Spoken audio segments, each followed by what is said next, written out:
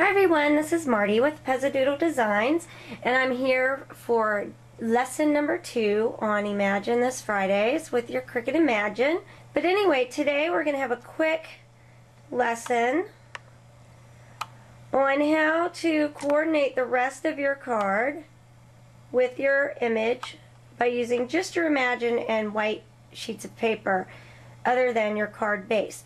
As you can see, I've already picked out my focal image. It's this cute little cupcake with the swirly flourishy wrapper, and I really just love the patterns and things on this cartridge. This is the Yummy cartridge again, and it has just some really great, pretty, unique patterns that go with all of the images.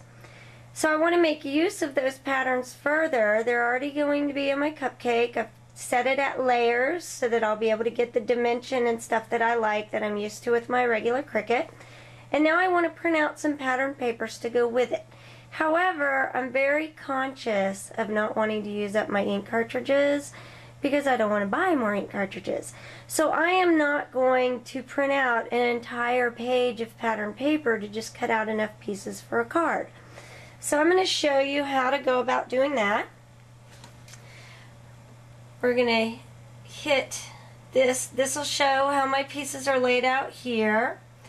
So we know that the focal image is all set to go. Now I'm going to print out some much smaller pieces of pattern paper. The largest cards I ever do are A2, I believe they're called, 4 1/4 inches by 5 1/2. So I'm never going to need anything larger than a 5 1/2 sheet of paper. I'm going to click this button down here. It's the center one. Just tap that, and it's going to bring me to those stock images that I showed you in lesson 1. If you did not see lesson 1, or you do not know how to get your focal image broken apart into layers, then refer to lesson 1, because I'm just skipping over that part since we did it last week. Now scroll through here, and at the very end you'll come to this nice square. So we're going to put a couple of squares up there for ourselves. I'm going to have 2 pattern papers and 1 solid to work with. So when I go into my first one, I'm going to hit the little pencil, tap it for edit. Here's my edit screen. Now along the bottom, I have all of the pattern papers and the solid colors that are going to match perfectly with my cupcake. So that's what's so amazing. See, you can pick that. Now it will scale that pattern down. If I had a 12 by 12 sheet of paper and I cut out a 5 1/2 inch square, I'm going to have much less pattern to it. This sizes them down so that you still get a lot of pattern on your paper. You can play around with different ones. Find the one that you like. There's a lot of choices.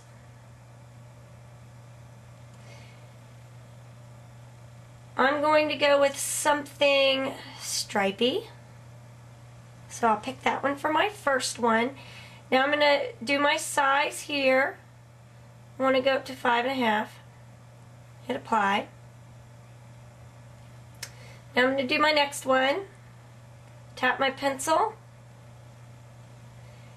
And let's see, what do I want to do for this one?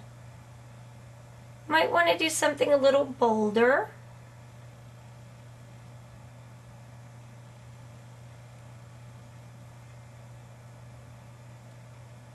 Let's do the cupcake one. Okay, so we have that one. Size it up to 5 1/2. Hit apply. Now, can't use only pattern papers. Your card will get just way too busy. So I always like to print 1 or 2 solids that I think will coordinate nicely. So I think I will go with a blue.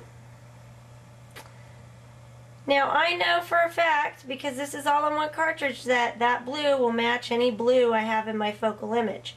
Let's go back and check it. We'll apply that. So I have this blue on my wrapper. So that blue and that blue are going to coordinate very nicely together. Now let's hit next and see how we're going to print out. Notice I am on 3 of 3 down here. That means that it would take 3 pages of 12 by 12 paper. Let's go back to number 1.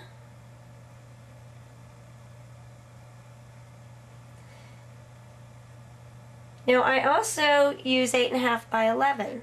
So I'm going to need to size down so it'll reconfigure some of that. And we'll see what I end up with. Still 3.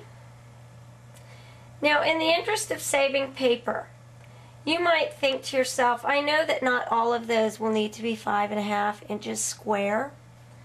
So maybe I will reduce the size. I can go in and tap it right on here on my project preview. Go back into edit. And let's say I know that that's going to be maybe just 5.25 inches. And now my blue sheet, I'm going to leave. And let's go back to my striped sheet. And let's say I know that's going to be maybe an accent panel. So I'll tap my pencil again. And I'm going to reduce the size to 3.5 inches square.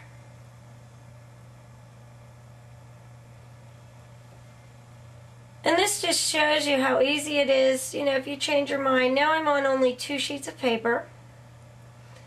So you can easily edit right here from your project preview screen. Not a problem. So now I have more on my first sheet and then that one blue one on my second sheet. I've got my paper sized correctly. I'm only printing out 1. So I'm ready to go. So let me back up. I'm going to put my paper in. Now after it prints my first page, it'll spit that out for me and then just ask me for page 2, which I have set up on a second mat. I always like to have more than one mat. But it'll ask me for page 2. I just slide page 2 right in there and hit go, and it picks up where it left off and keeps on printing them out and cutting them out for me. So there's a little bit about how to make your pattern papers coordinate with your images and really make good use of those Imagine cartridges. And we will have more, we'll talk about that more in future lessons, as well as how to coordinate with your regular Cricut cartridges too. So I hope you guys enjoyed that, and I hope you like the finished card. Let me know if you have any questions, and I will talk to you later.